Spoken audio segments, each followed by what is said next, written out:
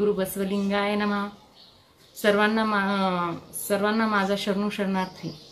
आणि सर्वप्रथम मी 12व्या शतकातील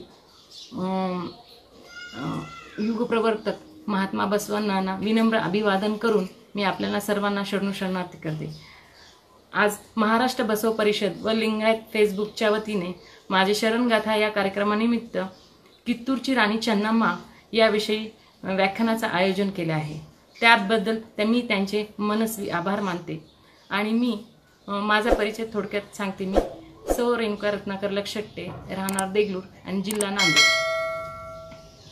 आज मी कित्तूरची राणी चन्नम्मा यांच्या चरित्राविषयी थोडक्यात मी बोलणार आहे।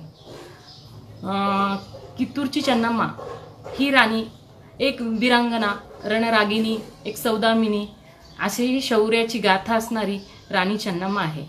आणि ही चन्नम्मा कित्तूर हा एक संस्थान आहे। ते कर्नाटकातील पुणे बेंगळूर राष्ट्रीय महामार्गाजवळ बेळगाव जिल्ह्यातील खानापूर तालुक्यातील कित्तूर हे कर्नाटकातील एक ऐतिहासिक गाव आहे। आणि कित्तूरची राणी चन्नम्मा ही भारतीय स्वातंत्र्य संग्रामाची आद्य सेनानी होती। आणि ब्रिटिश साम्राज्याविरुद्ध लढा देऊन ब्रिटिश साम्राज्याविरुद्ध लढा देऊन त्यांनी सळोकी पळू करून सोडणारी आणि शूर वीरांगना, रणरागिनी, स्वातंत्र्य सैनानी आणि राणी चन्नम्मा आहे।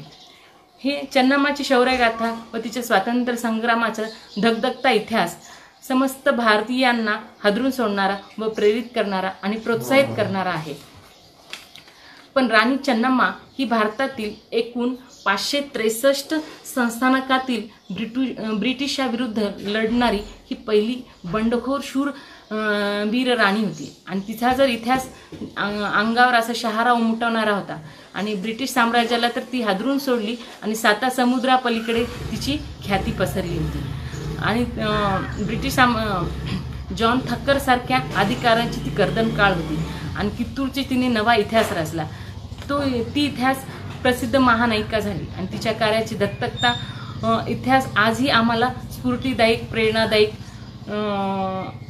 असा आहे। आणि कित्तूरची राणी चन्नम्माच्या क्रांतिकारी इतिहासाकडे इतिहासकारांनी दुर्लक्ष केलेलं आहे। कारण भारतीय स्वातंत्र्य लढ्यातील या पहिल्या सौदामिनीची आणि सत्यशुद्ध इतिहास समस्त जनतेसमोर आला नाही। आणि महात्मा बसवण्णाच्या विचाराचा वारसा लाभलेला हा कित्तूर संस्थान हे प्रगतीच्या उच्च शिखरावर होतं। आणि बसववादी शरणांचे क्रांतिकारी इतिहासाचा वारसा जतन करणारी शूरवीरतेची प्रतीक बनलेली ही राणी चन्नम्मा आणि भारतीय इतिहासात आज अजरामर झालेली आहे। कित्तूरचा राजघराणा हा इसवी सन 1585 ते 1824 आहे। आणि हा कित्तूरचे मूळ संस्थापक लिंगायत धर्मीय होते। आणि लिंगायत समाजातील एकूण 15 व्यक्तींनी हे कित्तूरवर राजकारभार केला। आणि कित्तूरचा इतिहास म्हणजेच लिंगायतांच्या क्रांतिकारी शौर्यगाथ्याचा इतिहास आहे। राजा मलसर्जा व राणी चन्नम्मा हे राजा राणीच्या कित्तूरच्या इतिहासाकडे महानायक ठरलेले आहेत। राणी चन्नम्माची शौर्यगाथा संपूर्ण भारतासह इंग्लंडपर्यंत जाऊन पोहोचलेली आहे। आणि ब्रिटिशाने भारतात सर्वप्रथम हादरा देणारी आणि युद्धात इंग्रजांना हरवणारी व अनेक इंग्रज अधिकाऱ्यांना कंठस्थान घालणारी राणी चन्नम्मा आहे। आणि कित्तूर राजघराण्याची शान व मान ही राणी होती आणि शूरवीरांची ती प्रतीक होती। तर कित्तूरचा हा राजघराणा केव्हा अस्तित्वात आला आहे तर इसवी सन 1585 मध्ये हे अस्तित्वात आलेलं आहे। मैसूर संस्थानातील मूळचे सागरचे हिरमल शेट्टी व चिकनमल शेट्टी हे दोघं भाऊ कित्तूर राजघराण्याचे मूळ संस्थापक होते। कर्नाटकातील गुलबर्गा येथे त्यांच्या सराफाचे प्रमुख व्यवसाय होते। आणि विजापुरांच्या आदिलशहाच्या राज्यात या दोघा भावाने कित्येक वर्ष आदिलशहाचे शूर अधिकारी म्हणूनही काम पाहिले।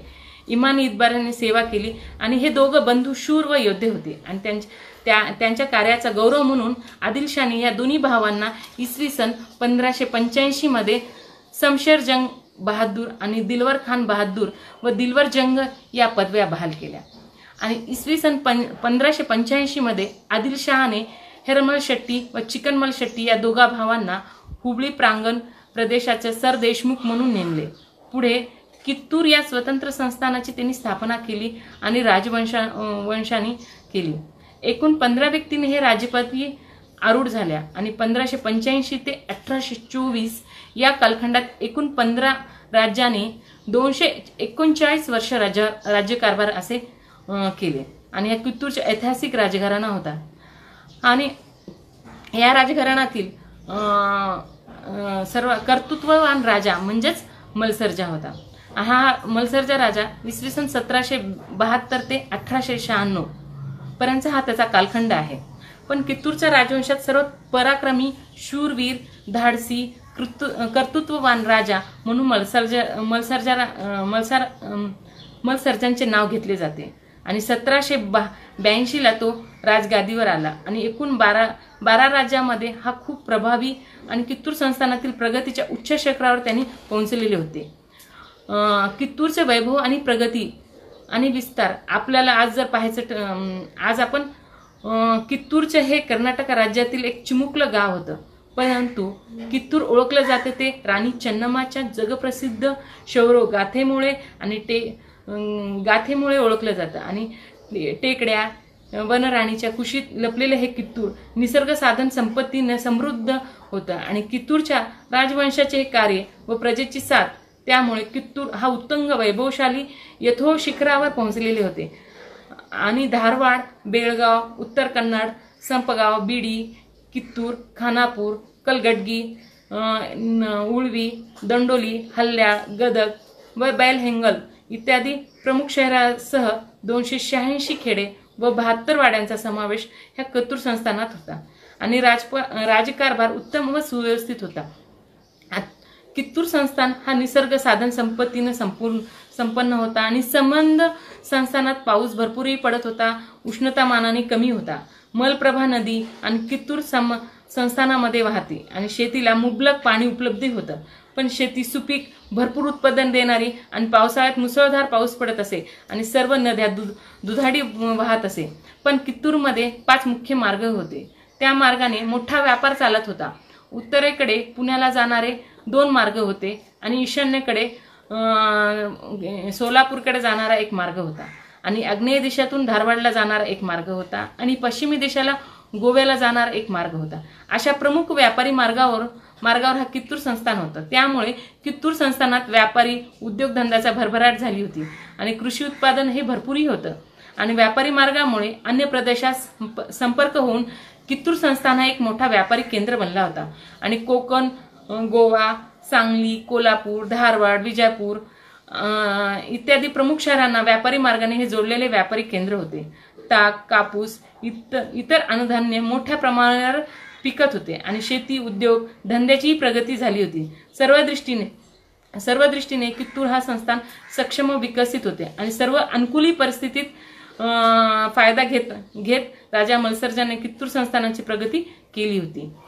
पण ईस्ट इंडिया कंपनीच्या रूपाने इंग्रजांनी भारतात आपले साम्राज्य निर्माण केलं आणि एक संस्थान खालसा करून अखंड भारत त्यांनी आपल्या घशात घातला. आणि त्यासाठी येथील संस्थानिकात इंग्रजांनी मतभेद निर्माण केले आणि त्यांचे भांडण लावले. साम, दाम, दंड, भेद, फोडा व झोडा या तंत्राचा वापर करून ब्रिटिशांनी संपूर्ण भारत गिळंकृत केलं. पण भारतीय संस्थानिक मात्र आपसात भांडतच राहिले आणि त्याचा गैरफायदा इंग्रजांनी घेतला.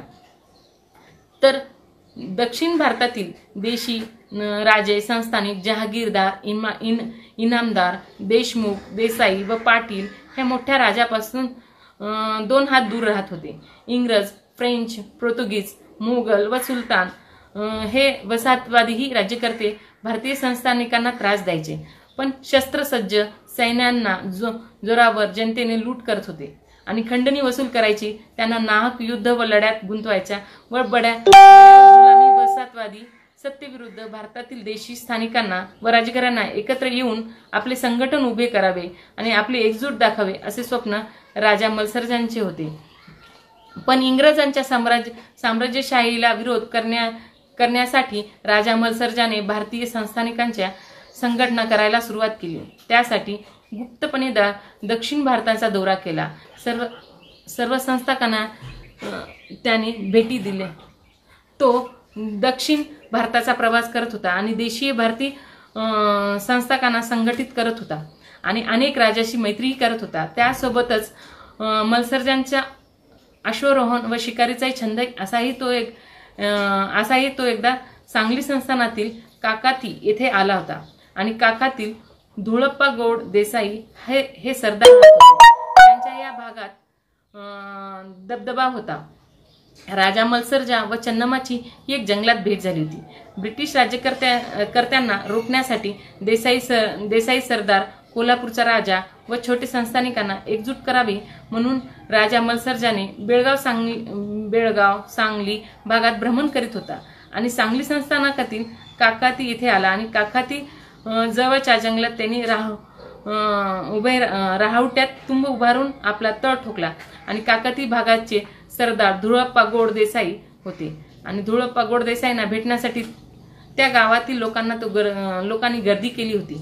गावकऱ्यांच्या नरभक्षक वाघाची शिकार करण्याची विनंती काकातीच्या जंगलातील एक नरभक्ष वाघाने धुमाकाळ घातलं होतं, पण गाई, गुरं, वासरे, जनावरे व शेळ्या, मेंढ्या हल्ला करून तो भक्षण करीत होता आणि त्या वाघाच्या त्रासाला सर्व लोक कंटाळून भयभीत झाले होते। त्या वाघाने शिकार करून आम्हा गावकऱ्यास अभय द्यावे अशी विनवणी सर्व गावकऱ्यांनी राजा मल्सरजाने केली होती, पण राजा मल्सरजाने वाघाच्या शिकारीस गेला आणि चन्नम्मानेही भेटली। मल्सरजाच्या शिकारीचा छंद होताच निवडक शिकारी गडी सोबत घेऊन त्याने वाघाच्या शिकारीची तयारी केली आणि वाघ पाहताच राजा मल्सरजाने अचूकपणे नेम धरला व एका बाणात वाघाची शिकार केली। मृत वाघाजवळ राजा मल्सरजा जातो तर तसेच आश्चर्याचा धक्का बसला। वाघाजवळ एक शस्त्रसज्ज असलेली सुंदर रूपवान नवतरुणी उभी असलेली त्यांनी पाहिली आणि त्या तरुणीनं मृत वाघावर आपला हक्क सांगितला। मृत वाघाच्या शरीरात 2 बाण घुसली होती। माझ्या बाणाने हा वाघ मृत झाला, त्यामुळे त्यावर माझाच हक्क, अशी ती तरुणी सांगत होती। पण राजा मल्सरजांचा मात्र फक्त तिच्याकडे एकटकच पाहत राहिला। वाघाच्या शिकारीला आलेला हा मल्सरजा त्या तरुणीच्या प्रेमात पडला आणि स्वतः शिकार झाला। एवढी सुंदर, देखणी, रूपवती तरुणी कोण तिचा शोध घेण्याचा त्यांनी प्रयत्न केला। ती तरुणी दुसरी तिसरी कोणी नसून तिचे नाव होते चन्ना। ही चन्ना काकातीच्या जंगलात वाघाची शिकारी प्रसंगी राजा मल्सरजाची भेटलेली ती तरुणी म्हणजे चन्नम्मा होती आणि काकातीचे लिंगायत सरदार धुळप्पा गौड देसाई व सौ पद्मावती यांची पोटी इसवी सन 1778 मध्ये चन्नम्माचा जन्म झाला। चन्नम्माचे आई वडील लिंगायत देसाई घराण्यातील होते आणि लिंगायत घराण्यात जन्माला आल्यामुळे बालपणीपासून चन्नम्मावर लिंगायत धर्माचे संस्कार झाले होते। काकातीचे देसाई घराणे खूप श्रीमंत मातब्दार होते आणि कन्नड भाषेत चन्ना म्हणजे एक सुंदर, दिसायला खूप देखणी असलेली मुलगी म्हणून तिचे नाव आणि रूपनुरूप चन्ना ठेवले होते। चन्ना पुढे कित्तूरच्या वीरांगणी राणी चन्नम्मा झाली। चन्नम्माचे वडील धुळप्पा गौड देसाई नामांकित सरदार होते आणि गावात त्यांचा दबदबाही होता। घरात श्रीमंती होती आणि चन्नम्माच्या बालपण लाडात गेला आणि कशाचीही कमतरता नव्हती। आई वडिलांची ती खूप आवडीची लाडकी व सुखसमृद्ध ऐश्वर्यात तिचे बालपण गेले होते। चन्नम्मा मुळातच खूप हुशार, चपळ, चाणक्य, धैर्यवान, चौकस व बुद्धिवान ही होती। प्रत्येक घटनेकडे ती गांभीर्याने पाहत होती आणि चन्नम्माचे शिक्षण हे धार्मिक व नैतिक वातावरणात झालेले होते आणि बसवतत्वाचे संस्कार बसव पुराणाद्वारे तिच्या बालपणीपासून झाले होते आणि तिची मातृभाषा कन्नड होती आणि कन्नड भाषेसोबतच तिने मराठी, उर्दू भाषाही अवगत केल्या होत्या। आपल्या वडिलांच्या राजकीय कार्याचा संस्कार तिच्या व्यक्तिमत्वावर पडलं होतं आणि ती शूरवीर रणांगणी म्हणूनही तिचे नावलौकिक झालं होतं आणि तिला राज्यकारभार करण्यातही रस होता आणि चन्नम्माच्या वडिलांनी तिला नाना विद्या शिकवले आणि बसव पुराणातील सर्व प्रसंग तिने ऐकले होते आणि परिणामी महात्मा बसवांना व शरणांच्या समग्र समाज क्रांतीची ओळख तिला बालपणीच झालेली होती। चन्नम्मा स्वभावाने धिट्ट, विनम्र, परोपकारी व सेवाधारी बनली। काहीतरी नवीन शिकण्याची धिमक तिच्यात निर्माण झाली होती। एक लिंगायत सरदार देसाईची ती कन्या होती। त्यामुळे चन्नमास विविध शस्त्रविद्या, घोड्यावर बसणे, घोडादौड, भालाफेक, तलवारबाजी आणि धनुष्यबाण, विविध शस्त्र चालवणे, नेमबाजी कला अवगत होत्या। या सर्व कला व शास्त्राचे शिक्षण चन्नम्माने घेतले होते आणि घोड्यावर टाच मारून घोडादौड करीत असे। सर्व शस्त्रे हत्यारे चालवण्यात ती प्रावीण होती आणि चन्नम्मा आता 20 वर्षाची झाली होती।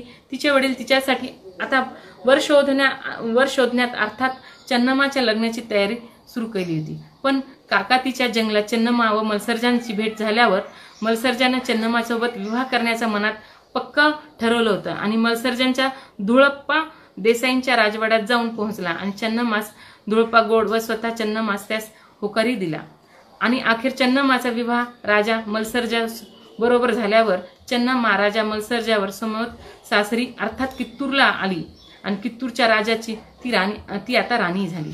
पण कित्तूरच्या राजपरिवाराकडून चन्नम्माचे स्वागतही झालं। राजा मल्सरजाची पहिली पत्नी रुद्रम्मा होती, तरी दुसरी पत्नी चन्नम्मा ह्या दोघीही सवती आनंदाने संसार करत होत्या आणि राजा मल्सरजांना 2 बायका, पहिली रुद्रम्मा आणि दुसरी चन्नम्मा। आणि रुद्रम्मा या पहिल्या पत्नीकडून पुत्र शिवलिंग आणि वीररुद्र सर्जा असे 2 पुत्र जन्माला आले होते। पण हे दोन्ही पुत्र हे अल्पायुषी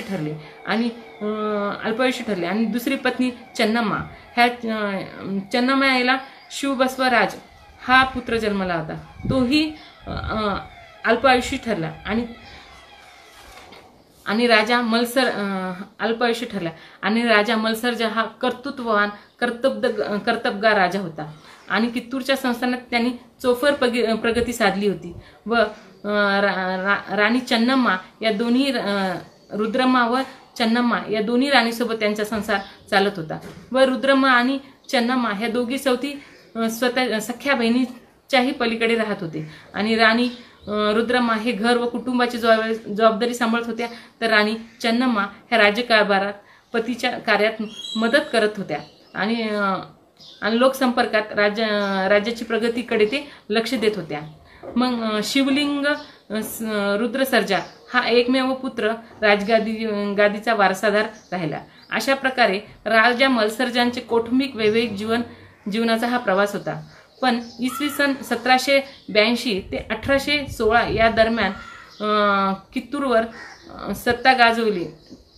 मल्सरजा राजाने कित्तूरवर सत्ता गाजवली आणि टिपू सुलतान, इंग्रज, डच, पोर्तुगाल, फ्रेंच, पुण्याचे पेशवे, हैदराबादचे निजाम, परशुराम, विजापूरचे आदिलशाह व मैसूरचे हैदर अली या सर्वांनी आक्रमणापासून राजा मल्सरजाने कित्तूरला वाचवलं आणि 34 वर्षाच्या आपल्या राजकीय कारकिर्दीत राजा मल्सरजाने चौफेर प्रगती केली। पुन्हा पुण्यातील बाजीराव पेशव्याने राजा मल्सरजांना फसून पकडलं व पुण्यातील मुधोळकर वाड्यात अटक ठेवली आणि सलग 3 वर्ष पुण्यातील मुधोळकर वाड्यामध्ये मल्सरजांना तुरुंगात ठेवलं आणि त्यांची प्रकृती खालावली। अशा अवस्थेत पेशव्याने मल्सरजांना मुक्त करून कित्तूरला पाठवलं आणि कित्तूरवर आल्यावर काही दिवसातच राजा मल्सरजांचं निधन झालं। मल्सरजांचा सत्तायुग संपला आणि राजा मल्सरजांचा देह अखेर कलमठ परिसरात चिरनिद्रस्त झाला। पण राजा मल्सरजानंतर याचा पुत्र शिवलिंगरुद्र सर्जा या कित्तूरच्या राजगादीवर आला आणि वयाच्या 9व्या वर्षीच कित्तूरचा राजा झाला। पण प्रकृती साथ देत नसल्याने तो प्रभावी कार्य करू शकला नाही। हा कमी वयात राजा झाला आणि राजकारभाराविषयी यास विशेष असा अनुभव नव्हता। याच काळात राज्य दरबारात 2 गट पडले, राणी चन्नम्मा व तिला मानणारा गट आणि दुसरा गट सरदार गुरुसिद्धप्पा यांचा एक गट आणि व्यंकटराव मल्लप्पा शेट्टी यांचा दुसरा गट। या दुसऱ्या गटाचा ब्रिटिश अधिकाऱ्याशी संबंध होता। राणी चन्नम्मा आणि शिवलिंगरुद्र सर्जा ह्या राजकीय सल्ला देत होत्या आणि त्यांच्या देशप्रेम, धैर्य, शूरवीरता, आत्मविश्वास निर्माण करण्याचा प्रयत्न करत होता।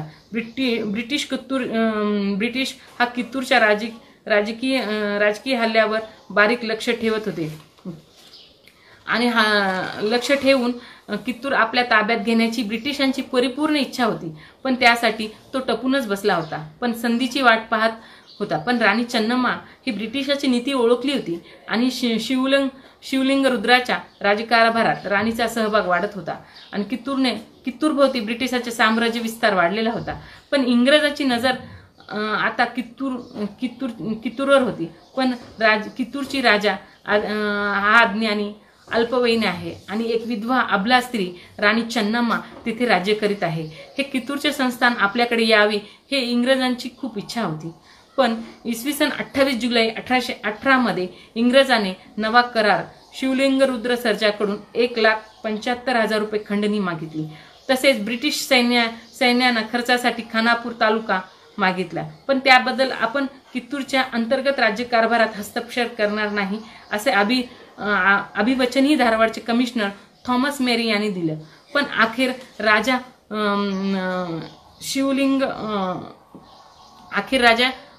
फुफ्फुसाच्या क्षयरोग झाला आणि तो अंथरुणात खेळला आणि कारभाराचे सर्व सूत्र आता राणीकडे गेली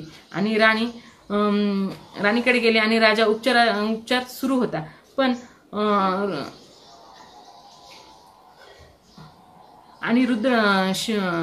राजाला मूल बाळ नव्हतं आणि आपल्या नंतर आपले वारसा कोण याचा शोध घेण्याची तयारी सुरू झाली होती आणि दत्तक त्यांचे नाव सवाई मलसर्जा असे ठेवण्यात आले होते. या दत्तक समारंभात कलमठ स्वामीही उपस्थित होते. पण दत्तक समारंभ झाल्या दुसऱ्या दिवशी म्हणजेच 12 सप्टेंबर 1824 शिवलिंग रुद्र सर्जांचा निधन झालं आणि राणी चन्नम्माच्या या सर्व संकटांना धैर्याने तोंड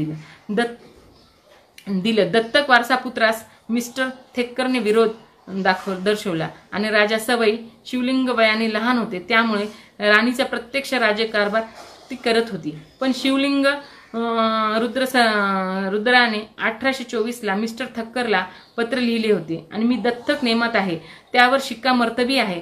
पण 10 जुलै 1824 हे पत्र प्रकृती सुधारल्यामुळे त्यांनी 12 सप्टेंबर 1824 कुन्नूर मल्ल्याप्पा व्यंकटराव यांच्या हस्ते 2 महिन्यानंतर दिलं आणि मिस्टर थिक्करने हा ब्रिटिश ईस्ट इंडिया कंपनीचा प्रतिनिधी म्हणून पॉलिटेक्निकल एजंट व धारवाडचा कलेक्टर होता. कित्तूर संस्थानात खालसा करण्याच्या सुवर्ण संधीस त्यास चालून आली होती. त्यांनी सर्व दत्तक विधानांचे कागदपत्र मागवली आणि चौकशीचे नाटक करून मिस्टर थक्करनं दत्तक विधान नामंजूर केला व तसा प्रस्तावही दक्षिण भारतातील कमिशनर विल्यम चॅपलिन पुणे यांनाही पाठवलं आणि कित्तूरची सैन्यशक्ती ही अफाट होती आणि खजिनाही भरपूर होता.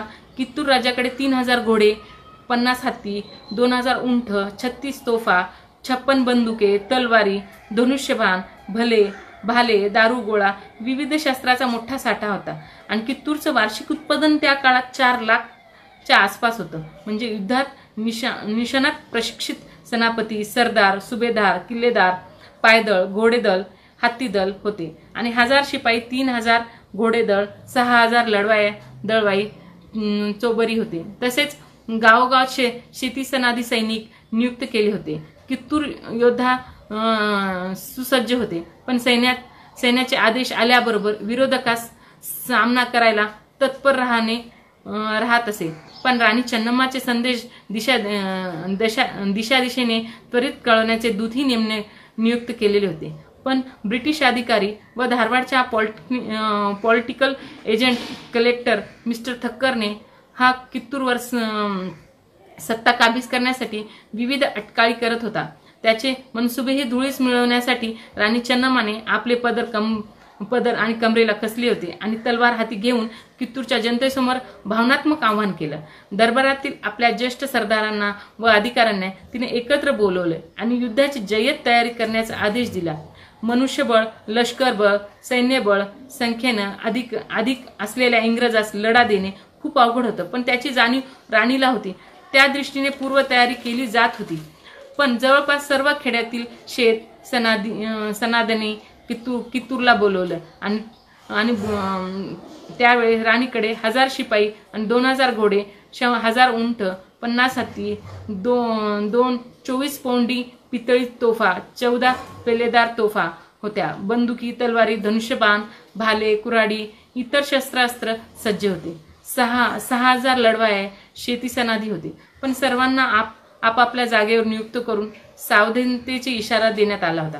ब्रिटिश अधिकाऱ्यांच्या आदेश धुडकावून लावायचे व राणी चन्नम्माच्या आदेशाशिवाय कोणतीही कृती करायची नाही असा आदेश सर्व सैन्यांना देण्यात आला होता. आणि राणी चन्नम्माचा संदेश वेळोवेळी सैन्यापर्यंत पोहोचवण्यासाठी दिशाने दूत नेमले होते. राणी चन्नम्माच्या सर्व सैन्यावर नियंत्रण होते आणि राणी चन्नम्माच्या प्रजेला आव्हान आणि राणीचे चन्नम्मा युद्धारंभापूर्वी कित्तूरच्या जनतेला आव्हान केलं की राणी चन्नम्मा म्हणते की कित्तूर हे आपली मातृभूमी आहे.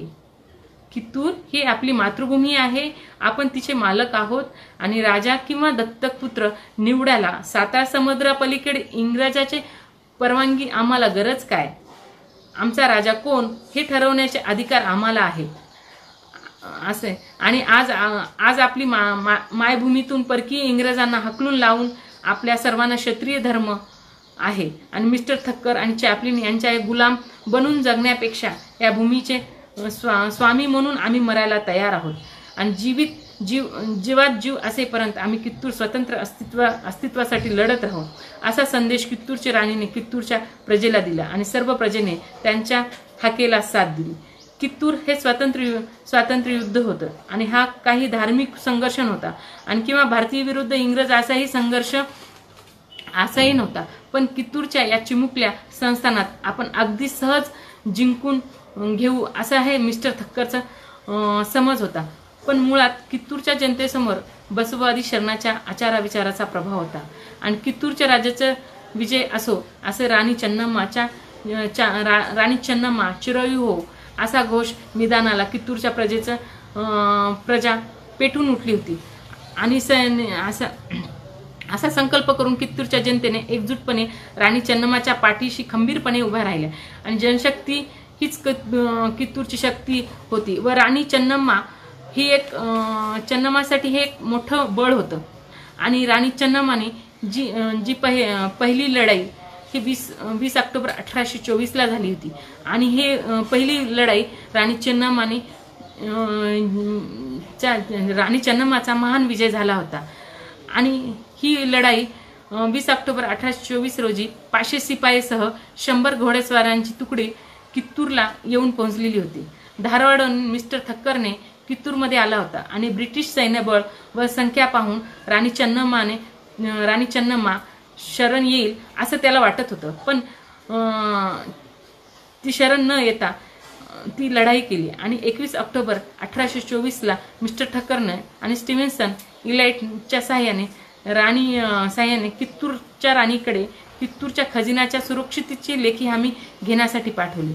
पण राणी चन्नम्माने कोणतीही लेखी हमी दिली नाही आणि ठक्करने चिरडून 100 घोडेस्वारांना कित्तूरच्या किल्ल्यात घुसण्याचा आदेश दिला. पण ब्रिटिश घोडदळ किल्ल्यात घुसण्याचा प्रयत्न करू लागला आणि राणी चन्नम्माच्या सरसेनापती सरदार गुरसिद्धप्पा यांनी ब्रिटिश सैनिकावर प्रति हल्ला चढवून राणीच्या सैन्यांना त्यांनी परतून लावलं. काही सैनिकांना तर ती ठार केली आणि पहिल्याच लढाईत राणी चन्नम्माचा विजय झाला. पण ब्रिटिश सैन्यास कित्तूर सैनिकास हार पत्करून दिंडी दरवाजातून पळून जावे लागले. काही सैनिक लोकांच्या घरात जीव वाचवण्यासाठीही लपून बसत असे. पण ब्रिटिश सैनिक आणि स्त्रियांनाही मुलांनाही जेरबंद केले होते. या पहिल्या लढाईत कित्तूरच्या शिपायांना 40 सैनिकांना पकडलं व राजवाड्यात आणलं आणि त्यात ब्रिटिश अधिकाऱ्यांच्या छावणीतील 12 मुले व काही स्त्रियाही होत्या. त्या सर्वांना राणी चन्नम्मासमोर उभं करण्यात आले आणि ब्रिटिशांच्या महिला स्त्रियांना कैदेत नजरबंद केलं. पण राणी चन्नम्माच्या ब्रिटिश बायकांना मुलांना सुद्धा ते अभय दिलं. पण सैन्यातील ब्रिटिशांच्या बायका मुलांना राजवाड्यात आणून त्यांनी सौजन्यपूर्वक वागणूक दिली आणि त्यांना त्यांचे भोजन व निवासस्थानाची व्यवस्था केली.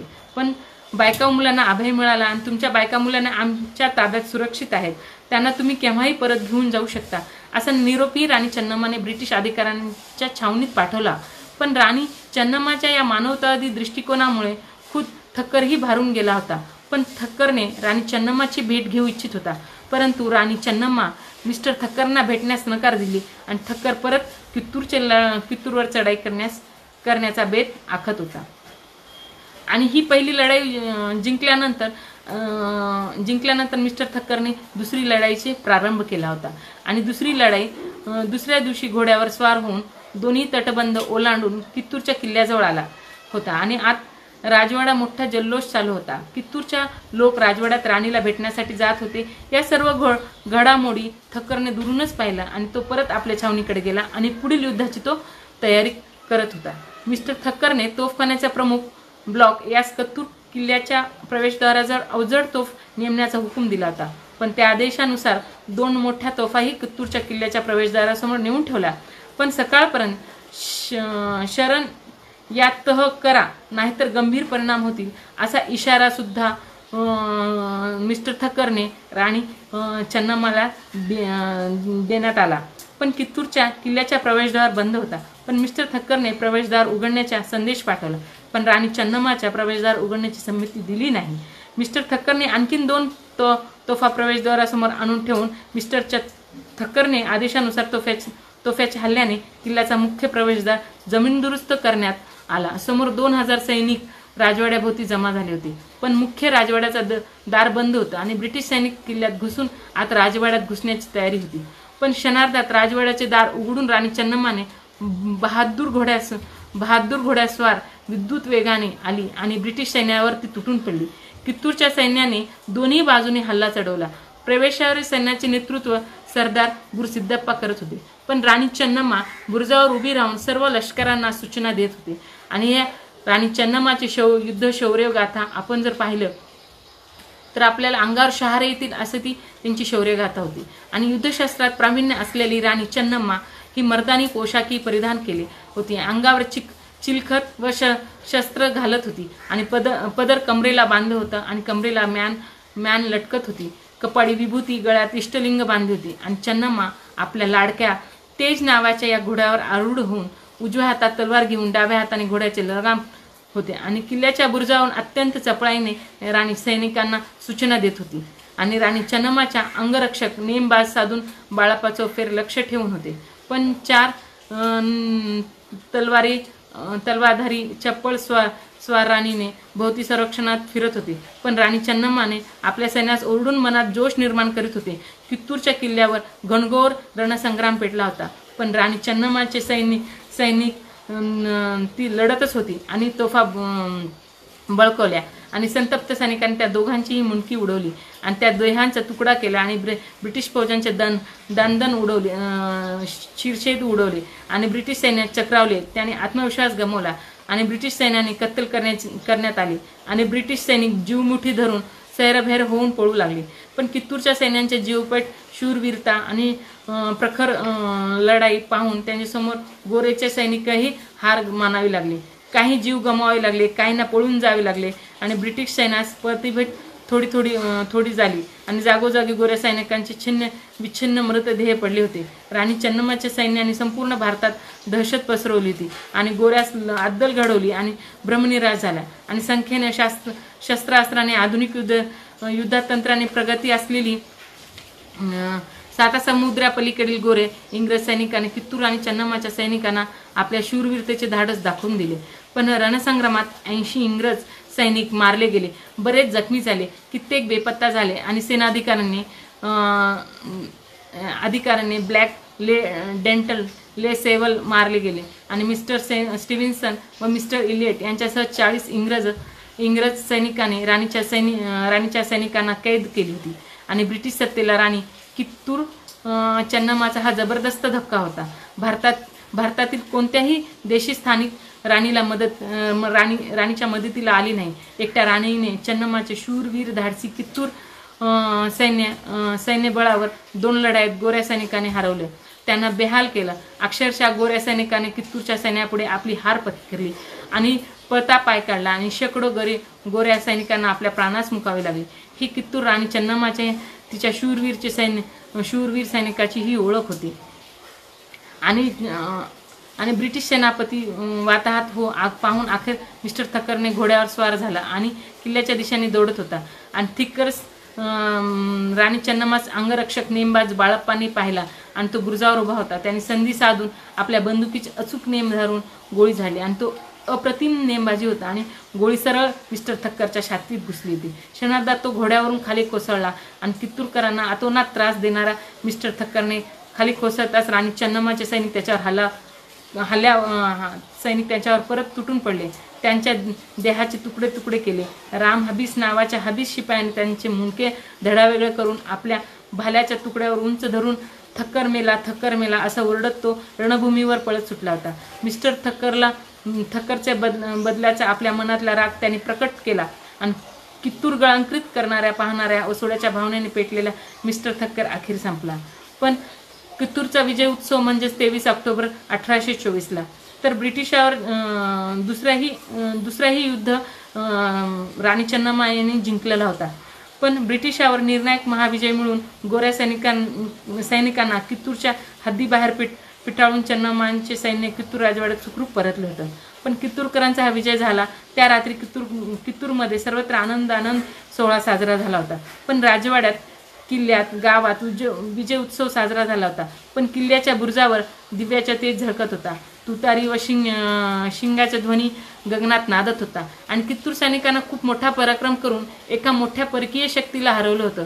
केवळ कित्तूर, कर्नाटक, दक्षिण भारतातच नव्हे तर संपूर्ण भारतातील स्वातंत्र्य संग्रामाच्या इतिहासात 23 ऑक्टोबर 1824ला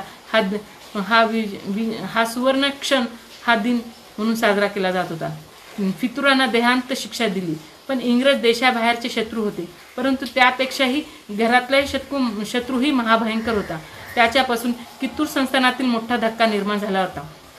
त्यांचा हिशोब चुकता करायचा होता आणि कित्तूरच्या सैनिकांमध्ये त्यांच्याविषयी संतापाची लाट होती. कित्तूर संस्थानातील फितूरबाज आणि विश्वासघातकी, घरभेदी गोऱ्यांना लोकांना मिस्टर थक्करने आतून मदत केली होती आणि ह्या फितूरबाजांचा हिशोब चुकता करायचा अजून बाकी होता.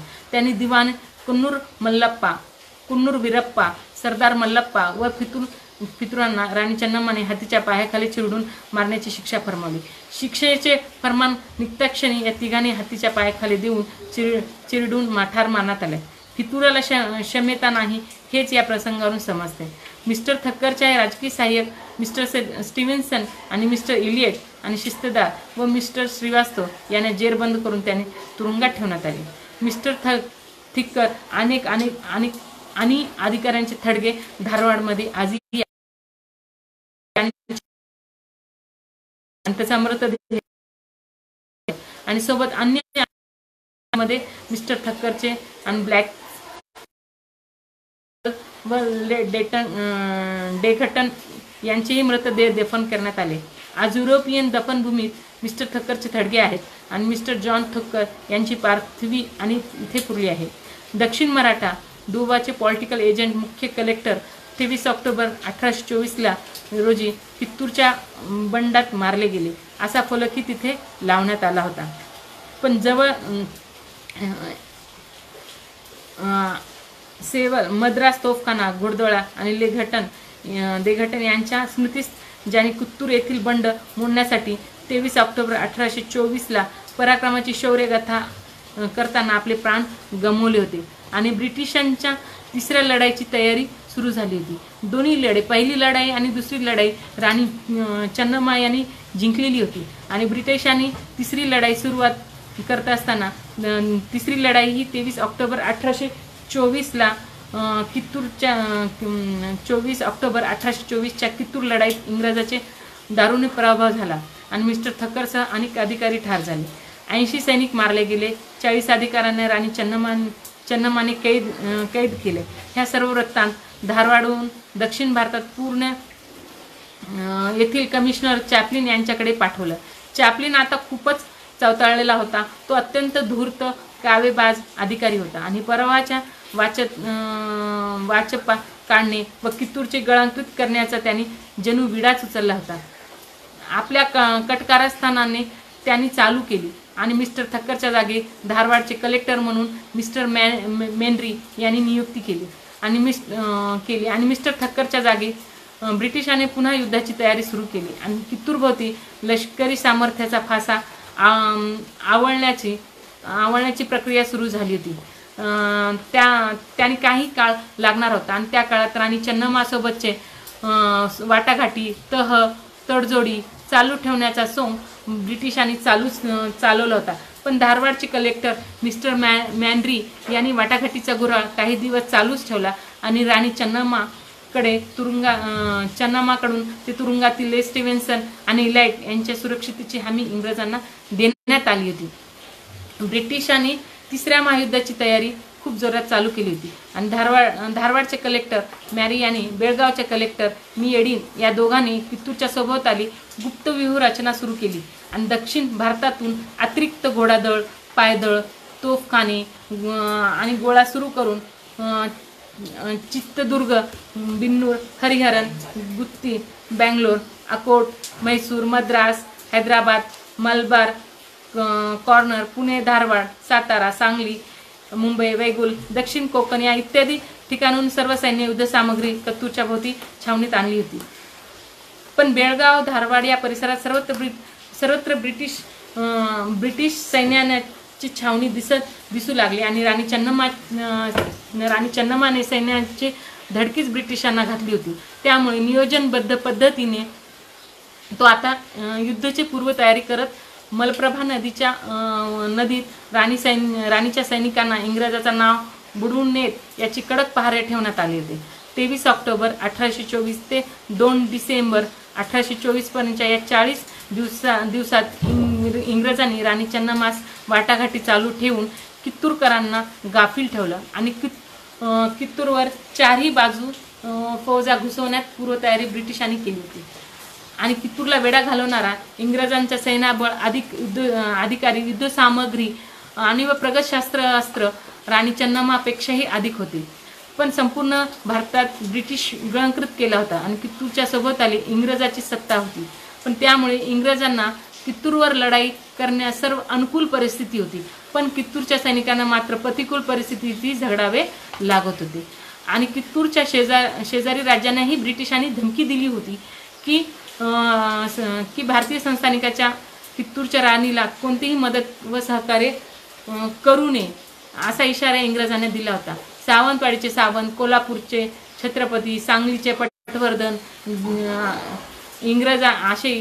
यांनी इंग्रजांना धमकवण्याचे पत्र लिहून कित्तूरच्या राणीला मदत केली तर गंभीर परिणाम भोगावे लागतील अशी तांबी दिली होती. पण दक्षिणातील इंग्रजास एकनिष्ठ असलेल्या सर्व राजा रजवाड्याने बेळगावला बोलून चॅपलिन त्यांच्याशी चर्चा केली होती आणि राणी चन्नम्मास एकाकी पाडून तिने राज्य ब्रिटिश साम्राज्याला जोडायचे हे ब्रिटिशाचे मुख्य धोरण होते. त्यासाठी वाटेल ते करायचे इंग्रजाची तयारी झाली होती. म्हणून दक्षिणेतील एकही देश राजांनी राणी चन्नम्माला मदत केली नाही आणि बलाढ्य अशा ब्रिटिश सत्तेला आव्हान देण्यात राणी चन्नम्मास काही मर्यादा होत्या. राणी चन्नम्मा व कित्तूर सैनिकाची स्थिती ही फार भयानक झालेली होती. कित्तूरच्या तुरुंगात मिस्टर स्टीव्हन्सन आणि लेट हे पत्राद्वारे गुप्त माहिती इंग्रजांना पुरवित होते. त्याकडे कित्तूरच्या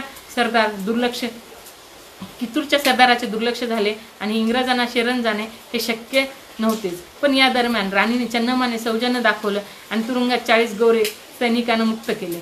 तरीही राणीने किल्ल्यातील सर्व सैनिकांना एकत्र बोलवलं आणि इंग्रजाच्या संभाव्य हल्ल्याची सर्व माहिती दिली. सर्व सैनिकांना एकमुखी निर्णय दिला. अखेरचा माणूस असेपर्यंत कित्तूरच्या स्वातंत्र्यासाठी लढत राहायचे, शरण जायचं नाही असा निर्धार कित्तूरच्या सैनिकाने केला होता. अखेर तिसऱ्या युद्धाला प्रारंभ झाला. मुकाट्याने शरण या किल्ला आमच्या स्वाधीन करा. उद्या 3 डिसेंबर 1924ला सकाळी 10 वाजेपर्यंत आम्ही वाट पाहू. तोपर्यंत शरण नाही आलं तर किल्ला तोफखान्याने उडवला जाईल अशी धमकी दूतामार्फत राणीला पाठवली. पण एक विधवा स्त्री कोणाचीही मदत न घेता स्वतःच्या हिमतीवर लढा देत होती आणि 80 सैनिक व कलेक्टर मिस्टर थक्कर यास ठार करत होती आणि समोर 40 सैनिकांना जेरबंद करून इंग्रज सैन्यांचा जो धुवा उडवला ही बातमी संपूर्ण भारतातच नव्हे तर ब्रिटनपर्यंत वाऱ्यासारखी पोहोचली होती. आणि लष्करी दृष्ट्या आपला प्रबळ हे महाशक्तिशाली असूनही एक छोटेशी कित्तूर संस्थान आपल्याला हरवते आणि ब्रिटिशाची झालेली ही नाचक्की गेलेली इब्रत अपमान बदल्या घेण्यासाठी व चन्नम्मा राणीला कायमचा धडा शिकवायचे या उद्देशाने गोऱ्या लोकांनी यावेळेस दृढ निश्चय केलेला होता आणि भारतातील सर्व देशी संस्थानिकांना मान सन्मान व पैसा देण्याचा आमिष दाखवून त्यांनी आपल्या बाजूने वळवला होता आणि राणी चन्नम्माला एकाकी पाडून कित्तूरची सत्ता काबीज करण्याचे ब्रिटिशांचे मुख्य धोरण होते. पण समोर 60,000 सैनिक, 3,000 घोडेदळ, 100 उंटदळ, 25 हत्ती दळ कित्तूरवर चढाई करण्यासाठी तैनात केली होती. पण अत्याधुनिक अस्त्राचे प्रचंड हल्ल्यापुढे कित्तूर कसा टिकणार असाही प्रश्न होता. पण राणी चन्नम्मास 3 डिसेंबर सकाळी 10 वाजेपर्यंत शरण येण्याची मुदत दिली होती. पण 10 वाजले आणि राणी चन्नम्मा व त्याचे सैनिक काहीही शरण आले नाहीत. मग शेवटी चापलीन यांनी सेनानायक डेक्कनला हुकूम दिला आणि कित्तूरचे सैनिक शरण येईपर्यंत व किल्ला आपल्या ताब्यात येईपर्यंत कित्तूरवर चढाई करा. तत्काळ इंग्रजाच्या बलाढ्य सेनाने कित्तूर सैन्यावर जोरदार हल्ला केला आणि युद्धाला तोंड फुटलं. डिसेंबरच्या क्रिसमस सणापर्यंत त्यांना आपला विजय उत्सव साजरा करायचा होता. पण राणी चन्नम्माचंही प्रत्युत्तर दिली आणि दिनांक 3 व 4 डिसेंबर 2 दिवस घनघोर युद्ध चालू होता आणि तलवार भिडत होत्या. राणीचे सैनिक कमी असले तरी धैर्याने लढत होते. चन्नम्माचे सरदार गुरुसिद्धप्पा, संगोळी रायण्णा, हिम्मतसिंग, नरसिंगराव, गुरुपुत्राप्पा, चन्नबसप्पा, आवरादी, वीरप्पा, गोविंदया, नारायण, यशवंत, व्यंकय्या हे लढवाया मोठ्या धैर्याने व जिद्दीने ब्रिटिश सैन्यास लढत होते. घनघोर रणसंग्राम चालू होता. कित्तूरचे सैनिक आपल्या स्वातंत्र्यासाठी, मातृभूमीसाठी, रक्षणासाठी इंग्रज सैन्यावर तुटून पडत होते.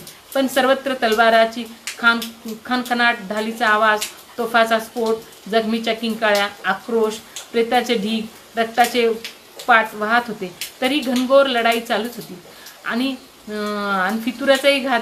राणीच्या सैन्यात काही फितुरी होते आणि फितुरबाज कुन्नूर बिरसंगप्पा व दुसरे हिरकुडलाप्पा, मल्लप्पा शेट्टी या दारुगोळ्याच्या सामग्रीत शेण कालवले होते. त्यामुळे राणीच्या तोफांचा बार निघत नव्हता. पण राणीच्या तोफा मुक्या झाल्यावर कोणत्याही राजाने राणीला मदत केली नाही. एकही भारतीय राजा राणीला मदत करू शकला नाही. फितुरीमुळे राणीच्या तोफा थंड पडल्या, मुक्या झालेल्या होत्या आणि अशा परिस्थितीत राणीचा संताप सैनिकाने फितुरांचा शोध काढला आणि कुन्नूर बिरसंगप्पा आणि मल्लप्पा शेट्टी यांना पकडून हातीच्या पायाखाली देऊन ठार केला. पण आणि जेव्हा युद्ध होत होतं ते दिवस म्हणजे हिवाळ्याचे दिवस होते. अशा थंडीच्या दिवसात ब्रिटिश सैनिकांनी कित्तूरच्या किल्ल्याच्या तटबंदीला खिंडारा पाडून ते आत घुसले आणि राणीच्या सैनिकांना शेवटच्या क्षणापर्यंत प्रत्युत्तर दिलं आणि मातृभूमीच्या स्वातंत्र्यासाठी अनेक वीर लढता लढता शहीद झाले. काही पकडले गेले, काही बेपत्ता झाले आणि दोन्ही बाजूने मोठ्या प्रमाणावर मारले गेले. धारवाडचे कलेक्टर मेंड्रो ह्याही युद्धात गंभीर जखमी होऊन 11 डिसेंबरला ते धारवाडमध्ये मरण पावले. आणि राणी इंग्रजाच्या अफाट सैन्यामुळे कित्तूरच्या सैन्यांचा टिकावही लागत नाही आणि कित्तूरच्या किल्ल्याचे तटबंदीही प्रवेशद्वार उद्ध्वस्त झाले होते. सर्व ब्रिटिश फौजा किल्ल्यात घुसल्या होत्या आणि किल्ल्याच्या सभोवताली ब्रिटिश सैनिकांचा वेढा दिला होता आणि कित्तूर किल्ला व राजवाड्यात ब्रिटिश सैन्याने ताबा मिळवला आणि कित्तूरचे स्वातंत्र्य हिरवून घेतलं आणि 5 डिसेंबर 1824 रोजी कित्तूरच्या स्वातंत्र्यासाठी शहीद झालेल्या सैनिकावर ब्रिटिशांचे युनियन जॉक निर्दयपणे रोवला गेला आणि कित्तूरचं स्वतंत्र अस्तित्व संपलं आणि ब्रिटिश सत्तेचा अंमलही सुरू झाला आणि कित्तूर ब्रिटिशांचा गुलाम झाला. प्रजा अनाथ व पोरकी झाली आणि राणी सरसेनापती गुरुसिद्धप्पा व त्यांच्या 22 अधिकाऱ्यांनाही पकडण्यात आलं. त्यांच्या हातपायांना बेड्या घालून बेळगावात किल्ल्यातील तुरुंगात नेऊन डांबलं गेलं. त्या सर्वांना तिथेच फाशी देण्यात आली. पण सर्व सरदार हसत हसत फाशीवर गेले आणि राणी चन्नम्मालाही सुद्धा कैद झाली आणि सरसेनापती गुरुसिद्धप्पा व हिम्मतसिंग या प्रमुख सरदारांनी राणी चन्नम्मास विनंती केली की आपण आपल्या जीविताला धोका आहे, आपण आपल्या सुनासह संगोळ्याला निसटून जावं, अखेरपर्यंत किल्ला लढू असे अभिवचन गुरुसिद्धप्पाने राणीला दिले.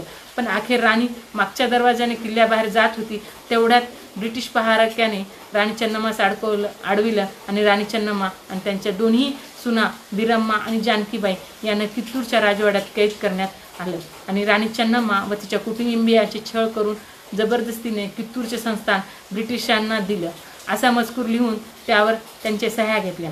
पण राणीच्या सोबत आली आता कडोकट बंदोबस्त होता आणि कित्तूर राणी चन्नम्मा आता ब्रिटिश सैन्याच्या ताब्यात ताब्यात होती आणि ते जेथे नेतील तिथे तिला जाणे भाग होतं. आणि कित्तूरने आपल्या सरदार सैनिक आता सर्व संपले, आता सर्वजण एकमेकापासून आता न भेटण्यासाठी कायमच दूर गेले आणि कोणतेच कोणाचे काय झाले हे सुद्धा त्यांचे नियम नव्हता. आणि राणी चन्नम्मास बेल हंगोलाच्या जेलमध्ये आणलं आणि कर्नल डिकॉनने कठोर शब्दात राणी चन्नम्मास हुकूम दिला, आपको यहाँ से चलना होगा. राणी यहाँ से कहाँ, तर बेलहंगोली किल्ले में चॅपलिन का ऑर्डर है. ऑर्डर देऊन ती महालाभर जाऊन थांबली आणि राणीने सर्व राजवाडा शेवटच्या नजरेने फिरवले आणि सर्व इतिहास तिला आठवू लागला. पण आपल्या हक्काच्या राजमहालातून 7 समुद्रापलीकडे आलेले हे गोरे लोक आपल्याला बाहेर निघण्याचा आदेश देत आहेत. कितीही वाईट वेळ आली परंतु नाईलाज होता. आता फक्त आदेशाचे पालन करणेच एवढंच तिच्या हातात होतं. म्हणून जड अंतकरणाने राणी चन्नम्माने आपल्या राजवाड्याच्या बाहेर आली आणि महालाभर कर्नल डिंकन थांबले होते. सोबत सुनाई होत्या.